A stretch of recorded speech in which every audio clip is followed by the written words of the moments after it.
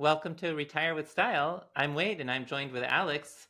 And we're continuing our series today talking about the retirement income style awareness with financial advisors and financial professionals who have experience now using it as well. And we're very fortunate to welcome Larry Greenwald to the show today, who's a financial advisor based out of the New York City area, Westchester in particular, but with the home office there in New York City.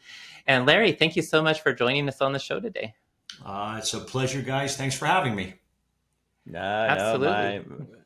my pleasure's ours. And before we were asking Larry what titles were and the like, and in my head, what I thought is the King of New York. How does that sound, Larry? I don't know if it's the king. I don't know if it's the King of New York, but I think it definitely is worth mentioning that the three of us do have a passion for retirement income planning. And one of the things that I think are important is that we also have something else in common. I know that Alex and I, we've gotten together and we talked about our love of cigars and a good cocktail. But I didn't know that, or I didn't think that Wade and I had something in common. But we do. And as kids, we were both fans of professional wrestling and different generations, so different stars back then. But I can remember as a kid sitting in the old New Haven Coliseum, front row, watching the old wrestling stars of the day as we were sitting there and my grandfather was smoking a cigar. So we have something else in common. So if you're New Haven, that's Bruno Sammartino country, right? Bruno Sammartino, Gorilla Monsoon. Vince McMahon's father actually was running the company then. So that was their home base. And unfortunately, the New Haven Coliseum is no longer there, but I still have fond memories of there being with my grandfather, front row, watching what I now realize are very skilled, they're skilled entertainers. This is old school. This is where I used to watch this with my grandfather on TV, but I don't know if it was like the same region. We had like Billy Jack Haynes. Sure. Well, you grew up in Florida. That's the King Kong Bundy. Those guys. Yeah. Does that sound familiar? King Kong Bundy. King Kong Bundy. Yeah. Like those kind of. They moved around to the different federations, so they were in up New York area where the WWE is now, and then they went in. There was wrestlers in the Midwest and the South, but I think they all worked the circuit. There was like a samurai guy, like he would shoot stuff out of his mouth. It was like smoke and stuff like that. You're probably thinking the Great Kabuki, I would guess. The Great Kabuki. I remember. Wait for the win. I remember watching. It goes to show you how long ago it was. The Rock's uncle. It was Peter Maivia. The whole group, the family was from Samoa, and that was the precursor to Dwayne Johnson getting into the wrestling business. But it was Leaping Lenny Poffo. Leaping Lenny Poffo. Is that a guy? He always lost. With a name like that, you don't win. Yep. And I think he was the brother of Randy Savage. Oh, really? Oh, my goodness. Sure. Wade. Wait, you got to add a chapter to your book. Actually, the first show I was able to attend live, he wrestled in the first match and he signed autographs afterward. And this was Detroit, Michigan, where it was kind of a secret that he was Randy Savage's brother. But I asked him and he said it was true. So there you go. Well, I guess the next time we all get together, we'll have dinner and we'll go out. We'll find the next wrestling event. And we'll all go to that.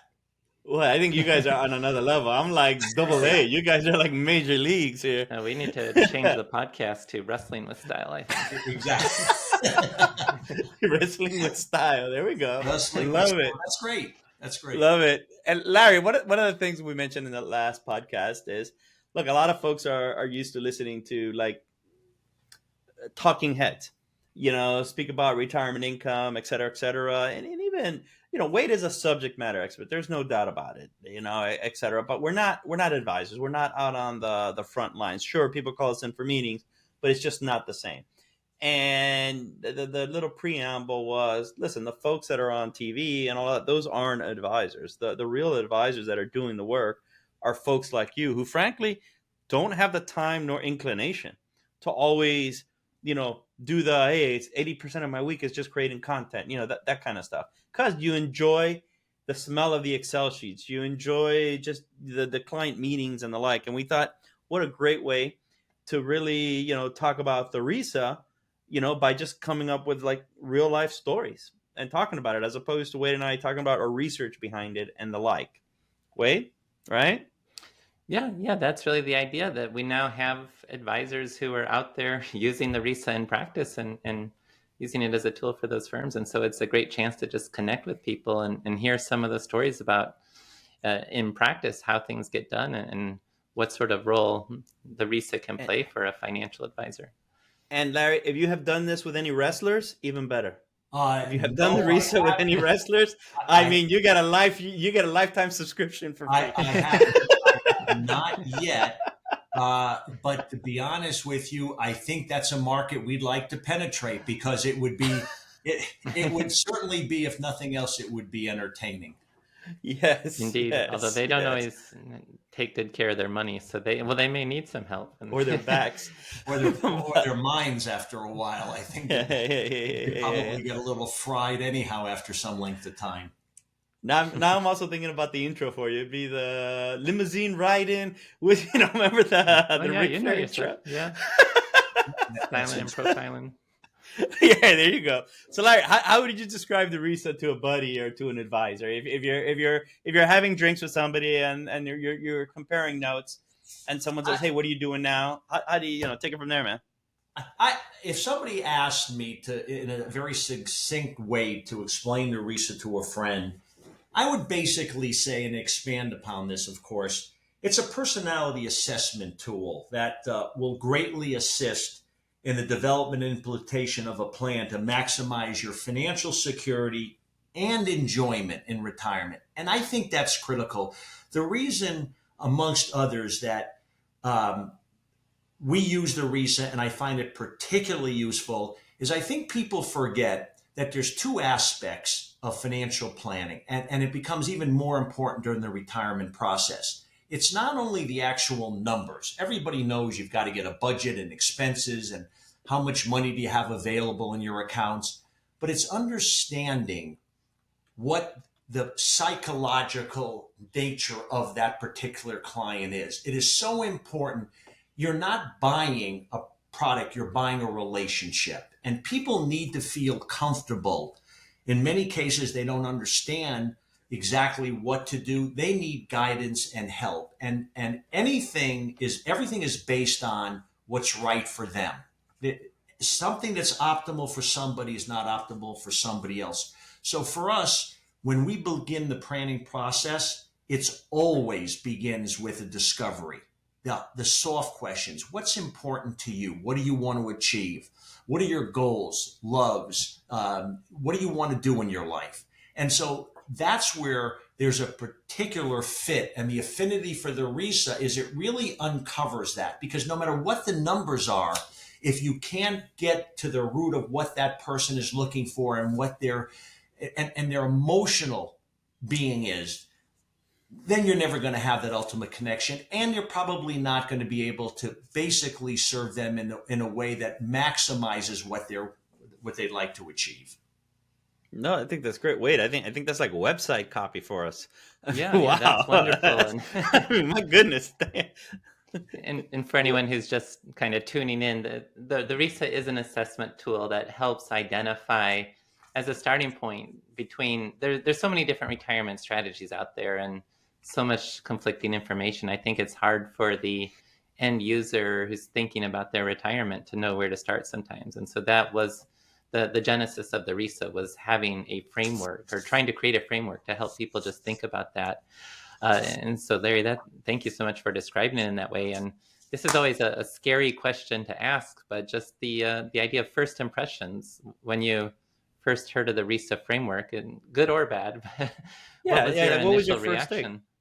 Well, I'm going to take it one step further to tell you why I had an aha moment with it.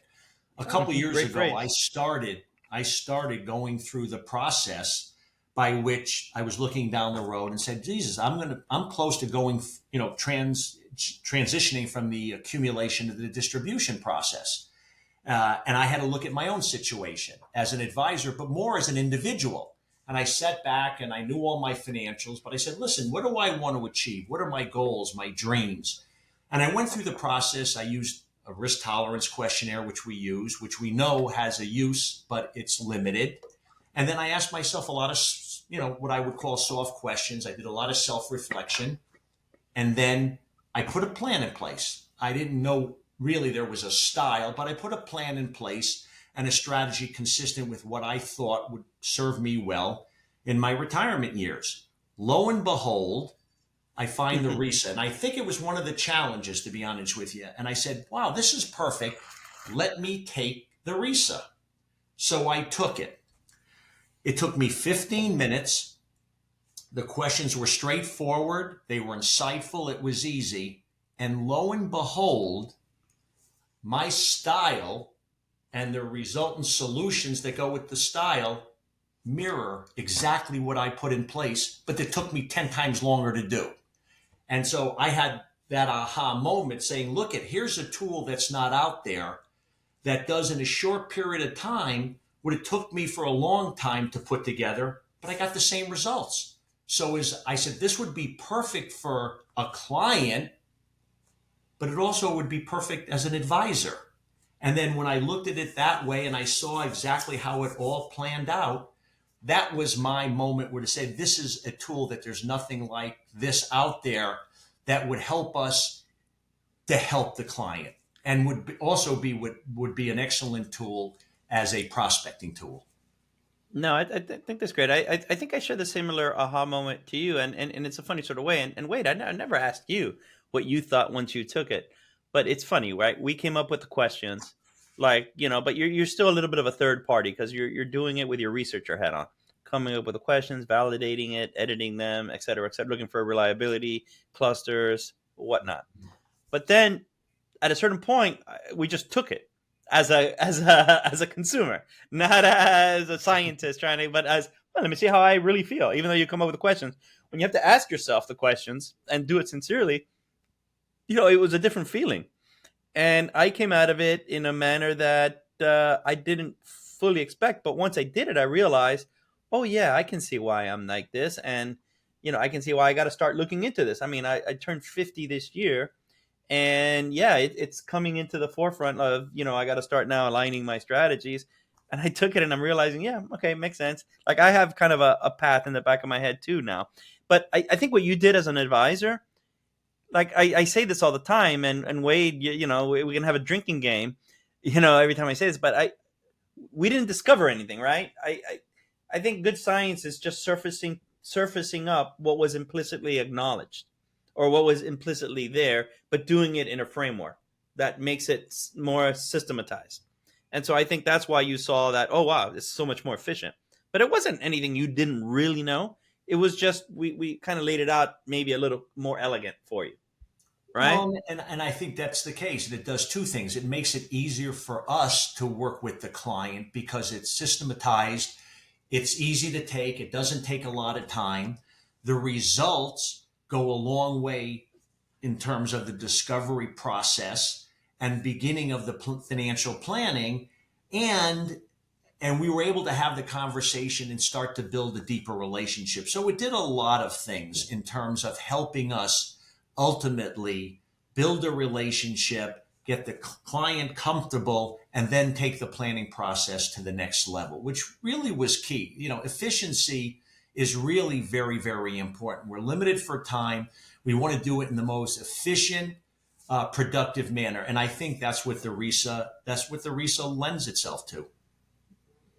Okay, yeah. And in terms of efficiency, that's we're still kind of learning everything in terms of what's the most useful. So there are the different options about which questions to ask. Everyone gets asked the basic questions to determine the RISA profile. But one of the options in there too that I think can help tell the story, but I'd like to find out if it's useful in practice, is the questions around the retirement concerns that help to assess, are people worried about longevity, outliving their money? Are they worried about lifestyle, just maximizing today so that they get the best retirement experience? Are they worried about legacy? Are they worried about liquidity? Are those questions that you choose to use when developing an assessment? And if so, do you find them helpful? Well, absolutely. And I'm glad you asked that question because it all comes down to methodology and process. And for us, you know, the logical next step after the RISA is to frame the 4Ls. Now, our clients mostly are concerned, and I think this is probably the universal. I'm making an educated guess. There's, the expenses, both essential expenses and discretionary and legacy and contingencies. Most people, regardless of the wealth, want to be concerned. They're concerned with, hey, look, am I going to have enough money to fund my expenses? And then legacy and contingencies come after that. But that's where they're most concerned. The process that we use is basically it's almost like a flow chart. They take the RISA, they come up with a style. We find out what their style is. Then the solutions. From the solutions, and solutions or product classes are really the same. The asset allocation, and then the funding strategies. Now, it's going to be different for anybody. Obviously, it's different for somebody who's total return versus income protection, but the methodology is the same. And ultimately, what we do is we get down to the point where there's going to be a funding strategy. But once you do their style and follow the process, then it's relatively easy to show them, hey, based on your style, this is the product, these are the asset classes, and this is how we're going to fund it. And then they understand it. And I think if you follow that process, it's easy and you can tailor it to whatever quadrant they fall in. So yes, the answer to your question is, I think the RISA and the discovery process in the beginning lends itself to that methodology. And I think, this methodology leads to greater adoption and implementation. And that's critical. And I think it streamlines the process and you get them to buy into it, which is really what you want them to do. Now the whole piece, since we have a fair number of consumers listening in, I would say most of our listeners are consumers, and there's still a large subset of advisors. How, as a consumer taking it, based on the reactions that you've gotten, I think because we're sourcing this to the surface, one of the things you said is total return, income protection. And so what Wade and I have noticed as we've gotten feedback from consumers is we're starting to lay the foundation for a language. Most consumers are individuals, or however you want to call it, investors, what have you. There's this lack of realization that there's many ways to get this retirement income to solve your retirement income puzzle. There's many ways to do it. Once they take it, do you notice that they themselves are having an aha moment in the sense of, okay, there's this, but I'm like this, that kind of thing? Do they learn? In fact, is there some sort of cathartic event that happens just by taking it as well? Yes, absolutely. And it lends itself, by taking it lends itself to having a conversation to educate them more. So they're more educated on the whole process. And education is knowledge is power. I want to take a step back because I really think it's important, because it goes to that point that you just made, Alex, is that the RISA delves deeper in uncovering the psychological makeup of a respondent. When they go through this, what we find is, and we get into that educational portion, the client can then, at the very end of the process, understand and articulate why they bought a specific strategy. A lot of times we found in the past that you'll ask a client, well, why is this strategy in place? Or why did you put it? Well, it seemed right, or, my advisor said it. No, you want the client, like any product, to articulate why they purchased it. When they do that, there's two key things that happen. One is when they articulate it and they know what they purchased, they're more apt to stick to that strategy. In any plan, you want them to stick to it. You want them to basically, feel comfortable even in times of market duress and volatility. The second thing is they can sleep at night. And so when you combine the ability to articulate and feel comfortable why you own the product, why that style fits you, and the resulting solutions make sense with the ability to sleep well at night, what you get is financial security and emotional comfort. And what more do you want from a plan? Because that gives you an enjoyable retirement. It's not just the money that you hope you're going to have to take you through retirement. It's enjoying the retirement. And so the psychological aspects of understanding why they're doing something really comes out in the RISA and allows you to have that conversation, and it gets the client more involved, more comfortable, and then it allows for a plan to put together that really is going to be very successful. That's great, and maybe it's a good chance to have a brief commercial interlude there. In terms, we usually have Bob come in to do that, but we would just like to mention to any of the financial advisors in the audience listening today, we will be having a masterclass. It's a 2-day experience on July 10th and July 11th from 12 to 2 p.m. Eastern Time. Online, it'll be an opportunity to learn more about the research behind the RISA and also have the opportunity to learn how to incorporate the RISA into your practice. And you can sign up for that, I should say, at risaprofile.com. That's RISA profile.com/advisor. And that's advisor with an O. If you're thinking with an E, this is advisor with an O. That's the compliance joke, inside joke on compliance. And Larry, we'll ask you again at the end, but how can someone find out a little bit more about you? They're liking what they're hearing, etc. What would you recommend? We can obviously put a link, at the end of the show. Our website is BlackDiamondWealthManagement.com. They can find us. There's a couple different Black Diamond Wealth Managements that have different product and services, but we're registered investment advisors. We do have a website. Our firm is I like to call us a small boutique firm. We basically are, standard practices in the industry. We do investment management, customized financial planning. One of the reasons why, again, why we seem to align very well with the RISA product is, we're agnostic advisors, and we use both insurance and investment products in our solutions. So it aligns perfectly with our business model, and our belief is optimal solutions are constructed when all available tools can be considered. So we use them all, and that's why the RISA works for us, because we have a background and an expertise both in investment related products and annuities and bonds. That's great. No, Larry, I think what you said is true, and this is where we're realizing that we're attracting actually a movement of advisors, and the reality is those advisors that feel that there's many correct ways to get it right, as opposed to there's one singular way. I think they're finding a home with what we're doing, and for good reason. What happens when you have, this is just a question that I sort of want to ask everyone in this series, is obviously many times there's a couple involved, right? How do you deal with that? So the thoughts that I have in my head is, how do they both do it? Do they do it independently? Do you do it with them?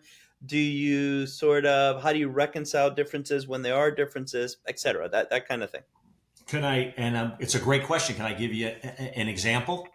Yeah, absolutely. Fire away. We have a client who we've had for a while, and they're planning clients, and they're in their early 60s, have a successful business. The husband had a successful business, and they came to us and said, look, we're going through that transition phase. We're thinking about retiring soon, and we realize we need a financial planning review and an update. And I said, great. We were planning an update. Almost immediately thereafter, they sold their business for a significant amount of money. And now they came to us and said, look, we're going to now accelerate the process from the accumulation to the distribution phase. We've just accumulated. Right, exactly. You got the accumulation. It enhanced what they had.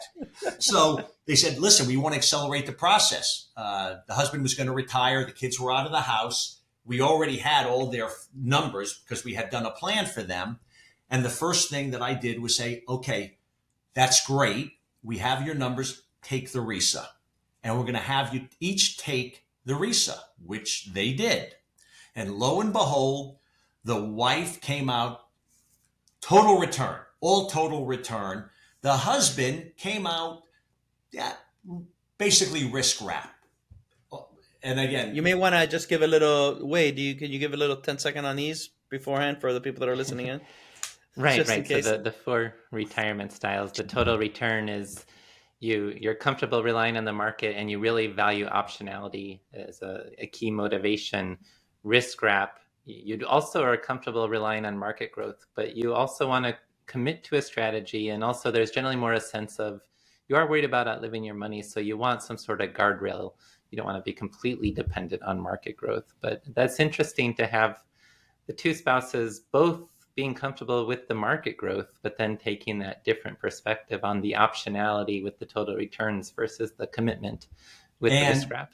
Right. And it made it easy because we started with the husband. We knew the pool of money that was available. They had different styles. First time they realized it because they hadn't taken the survey. Nobody talked about it before. And so we had their fixed expenses. We knew what guaranteed income was coming in the future with Social Security. They had a pension, cash value life insurance, and there was a delta. There was a difference between what guaranteed income they had coming in and what their expenses were. So we explained, listen, the strategy should be, let's take some money from this pool and let's put together some solutions to basically get you to a point where all your fixed expenses or your essential expenses are covered. And then you'll still have, underlying accounts, and basically the products, the solutions would have been RILAs and variable annuities with guaranteed living benefits. So he felt comfortable that now their essential expenses were covered and he still had room for, growth with, the sub accounts. She now felt comfortable because the rest of the portfolio could be put together in basically a stock and bond investment related portfolio. So let me interrupt you. That's great, and I love the reconciliation of these two things. What would be your view if I would have given two risk questionnaires, and she comes out at a risk tolerance questionnaire that this is good for 90-10, 90% equity, 10% equity, 10% fixed income, and he would have been 50-50, 50% equity, 50% fixed income. Would that have solved what you're talking about? Yeah, I it could have, but in this case, it was based on the results. It was very easy because risk. Yeah, no, but that's exactly my point. Like a risk tolerance questionnaire doesn't get at these retirement strategies. Well, the standard risk tolerance questionnaire doesn't deal with this all, and that's the limitation. The risk tolerance questionnaire is great during accumulation phase, but it may not be that may not be very good in the distribution phase. Remember, I think that there's a major difference between product allocation and asset allocation. You gotta have product allocation first, a solution, and then the asset allocation follows. The standard. I agree. I'm just I'm trying to. There's a consumer listening out there that I don't want them to come away with at the end of this saying, "Oh, the RISA is a risk tolerance questionnaire." Absolutely not. Yeah, that kind of thing. It's not. You're absolutely right. It's not. And I think coming up with a certain style first, and then the resultant solutions, and then you come down into the asset allocation and then the funding and so forth and so on. Did they both feel that they were making concessions, or did they feel instead that it was a win-win? It was a win-win. And by the way, both of them felt that they were coming away with what they wanted, but felt good that the spouse was getting what they wanted as well. And I think that was critical because, by doing it this way, they understood what their needs were, and then you could craft solutions that would benefit both of them. However, it had the same result to the total plan. They were going to get to the same place in the end. It was giving them a little bit of what they both wanted to achieve that ultimate goal. No, I think there's two reveals. Go on, Wade. Well, a lot of times I think a direction you were going with that risk tolerance questionnaire idea is there's not a good way to develop any sort of compromise on the asset allocation. But with this, There is, because they both desire market growth, but one of them just wants some sort of guardrail around that. So, okay, you can put a guardrail in place and still focus on the market growth. It's not with risk tolerance questionnaires. It's like, okay, I have to reduce the stock allocation into bonds, and that does take away the growth potential. But when you have product allocation, you do have that better way to approach how can we still facilitate the market growth while having a guardrail in place. And that's what financial products can do that are on the insurance side of the spectrum and not just the traditional investment tools. So that's a great example. I would take a step back on one thing, Alex, that you had said that I think is really on a broader scale what you guys are doing with the RISA. And that is, we're fortunate that we do have knowledge in all the products and all the solutions. We have insurance-based and investment-based products. This is what we've done. I think the movement that you've had and why it's going to gain greater acceptance is because there is no one style that's right for everyone. And I think it's going to force, in a good way, advisors to be more knowledgeable and agnostic about all the solutions that are available. As an individual and a potential client, you want the advisor to give you guidance on what's right for you. Not, it's not putting a round peg in a square hole, right? If all you have is a hammer, everything looks like a nail. And I think this is going to, over time, it's going to force advisors to broaden their knowledge to their benefit and allow them to do a better job servicing their clients. No, I agree. How would you feel? Because you really are a pro at this, and I mean this, as sincerely as I can. How have you felt having this tool in your hands has facilitated the rapport building in the discovery meeting? It's critical. As I mentioned earlier, the discovery phase is really, really critical. It's critical in building the rapport, starting the process, because if you don't build the rapport during that phase, then there's going to be a breakdown in a relationship. And before you get into it, because I know where you're going, I also want you to address how should a consumer approach that discovery meeting with an advisor, and why this helps cut to the chase a little easier. There's two perspectives. I guess I'm asking you this question: the advisor, how has it helped you? But then why helping you is important for the consumer as well. I'll say this, and you, in one of the, when I was looking at some of the things that we were possibly going to discuss today, you talked about, use of the RISA and the matrix and the implementation matrix. I'll give you a perfect example of that. You go through the implementation matrix and you're finding out, both the client and yourself, if this is potentially a fit. Does the client want an advisor? Does a client need an advisor? I think that both from the client perspective and from the advisor perspective, there's one thing that sometimes people forget, is that the client is not only interviewing you, you're interviewing the client. It's got to be a mutually beneficial relationship. So I think ultimately what the client will learn from that, both the client and the advisor, is you may find a potential prospect who looks like they need an advisor. They absolutely need an advisor. They fall on the matrix where they want an advisor. But maybe you're not the right advisor. Maybe you're not the right advisor for the client, and the client is not, and as an advisor, the client is not right for you. So I think that during the discovery process, as you go through this, I hope that it facilitates a conversation not only about learning about the client and the client learning about you as an advisor, but whether there's a match there. Because ultimately, it has to be mutually beneficial. 1 and 1 equals 3 if it works properly. If it doesn't, ultimately, it shouldn't be a relationship that even starts off from the beginning. And I think that as you go through the RISA, and I found this in doing this with some prospects, we went through the process and we realized at the end that you needed advisory services, but we weren't the right advisor. There just wasn't a match. And to find that out is critically important. I think you strike on something, and this is good for consumers. If you're looking for advisors and that advisor is not really qualifying you as well, if all they're looking for is someone that can fog a mirror, that's not a good advisor for you.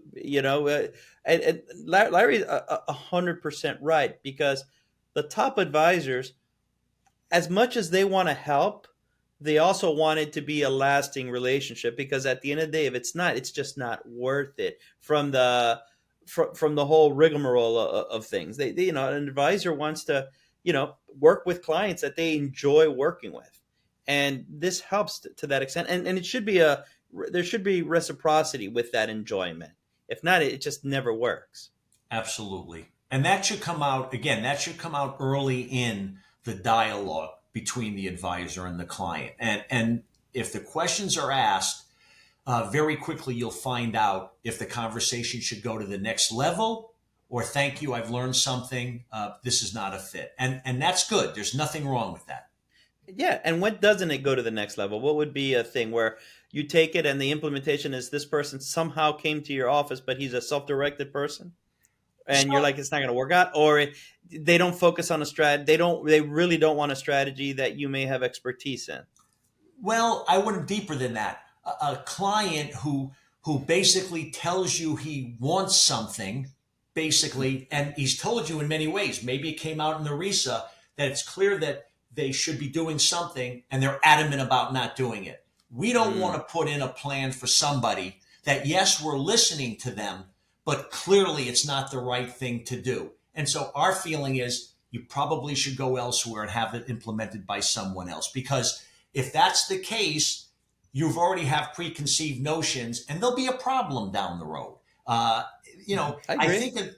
think another good thing that's come out of them taking the survey is when they find out what their style is, we find that people either with little knowledge or preconceived notions about, and I'm going to use annuities as an example because that tends to be where people really either don't have much knowledge or have preconceived notions are inaccurate from the press.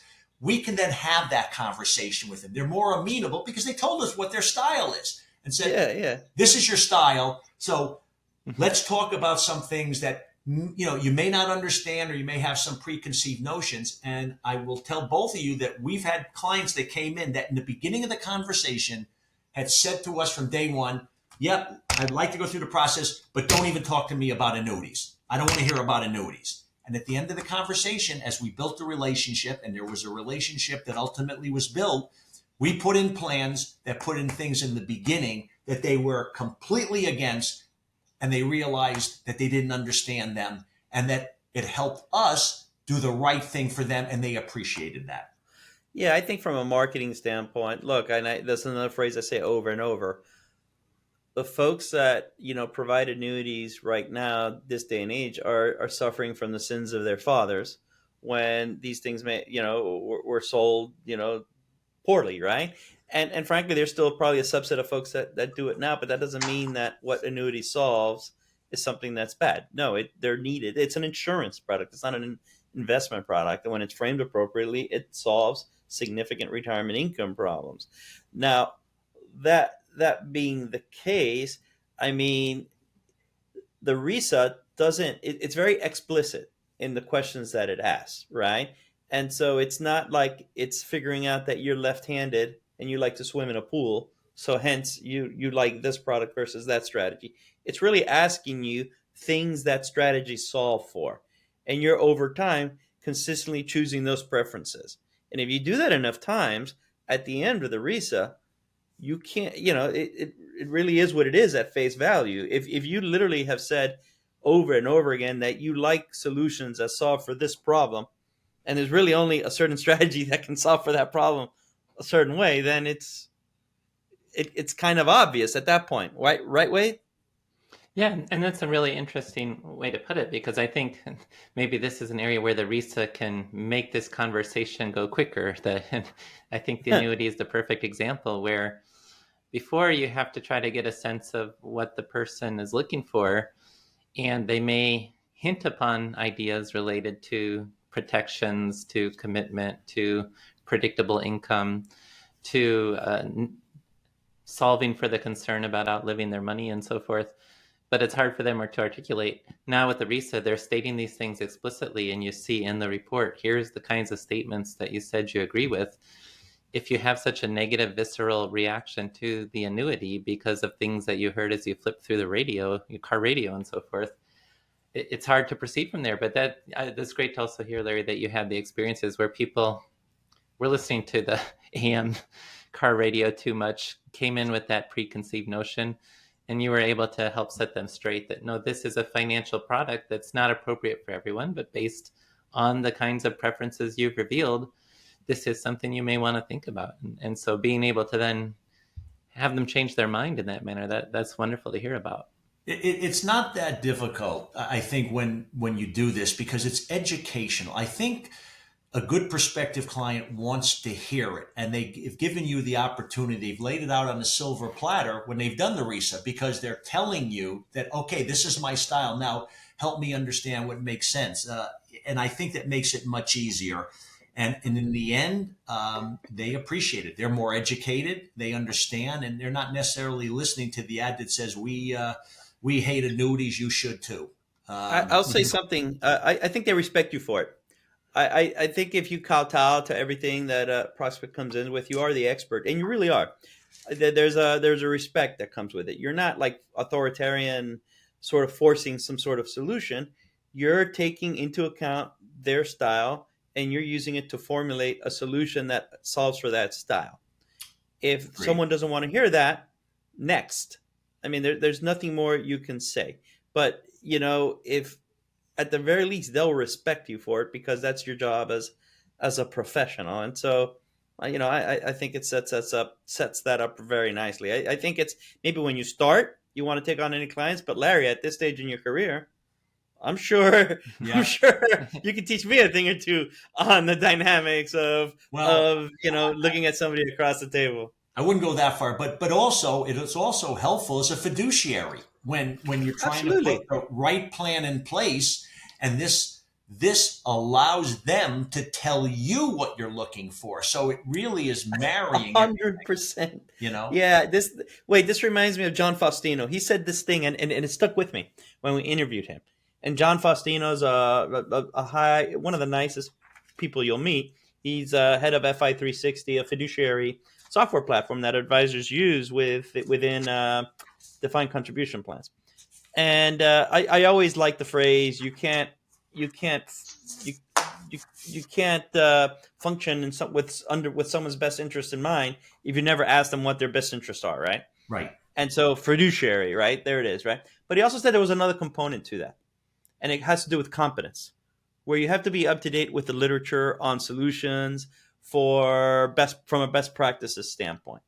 And the reality is, if you cut yourself from a retirement income perspective, you cut yourself off from any solution that has to do with insurance for retirement income. Well, I have Wade right here on this podcast, and in God we trust. Everyone else bring data under that frame of mind, and Wade will have papers that will show you you can't argue it on the merits that annuities aren't a viable solution with retirement. And with annuities, we're using that word as a general thing, but there's many types. It's like if I said mutual funds, there's many types. So I understand that, but there's a two-pronged approach to this fiduciary piece, which is asking the clients what's in their best interest, literally via preferences, and then as an advisor being competent enough to be able to curate that. Wade? Mm-hmm. Yeah, and Larry, something you said earlier that really resonates with me is I do think at the end of the day, advisors who are comfortable integrating both insurance and investments are best positioned to really lead forward and serve the most people. And that's where when you're not trying to convince everyone they need an annuity, only when it's relevant. And you're just as comfortable providing an investment-based solution. But if what they're revealing through their preferences is that they want more protections, the investment-based solution may not be right for them. They may not understand their risk tolerance. They may abandon that strategy at the worst possible time because it's not their style. And so thank you for what you do in terms of... Oh, well, you're very welcome. And I don't know why an advisor would not want to have this tool in their toolkit. it makes their job easier. It facilitates a stronger conversation, and it allows them to put in place plans that are more closely aligned with what that client ultimately is telling you they want. And that's really what it's all about. To put in something that's, it's right for you. I don't know if there's anything that's perfect, but there are definitely things that are optimal. And optimal is going to vary from person to person. And this is a key tool to use to get to that level of knowledge to be able to put together those solutions for that client. No, Larry, that's great. I was going to ask you, where do you think this could go? But I think I'll leave it at that. I think you were, you were spot on with that. I have one question for you guys. What? Yeah. Hey, we do the questions around here. Yeah, I know, but I'm going to shoot one. So when you're out there in the world, talking to people, advisors, companies, when you get pushback or you get questions, what are they? Because it seems to me that there's nothing like this on the market. And then for people that do what we do, it's just a natural extension of the whole planning discovery process that makes things easy. But, where are the challenges that you guys are facing in terms of expanding? Yeah. I'll start it and then I'll leave it to Wade because he's the closer. I'll say this: we've gotten a lot of inbound, Larry, and so what I mean by that is they've self-selected. People have called us. We don't have a sales team. It's just Wade and myself, Maggie and Trevor. That's it. That's the team, right?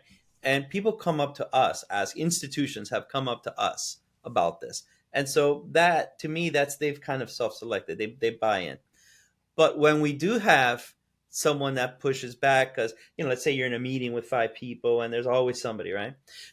Someone has to add value, if you will. Right. When we have pushback, it has to be when somebody wants 2 reasons. They think their strategy is the best, and you get this a lot with time segmentation bucketing. I would have thought it would have been the annuity people or the total return people, but you'd be surprised how many total return advisors are very, very amenable towards increasing their toolbox. Mm-hmm. You'd be surprised. I thought they would give us the toughest. No, I not at all. thought that's where you would get the most pushback. It's the time segmentation bucketing, folks. I think that's the only way. But there's that, and then they give us trouble like that.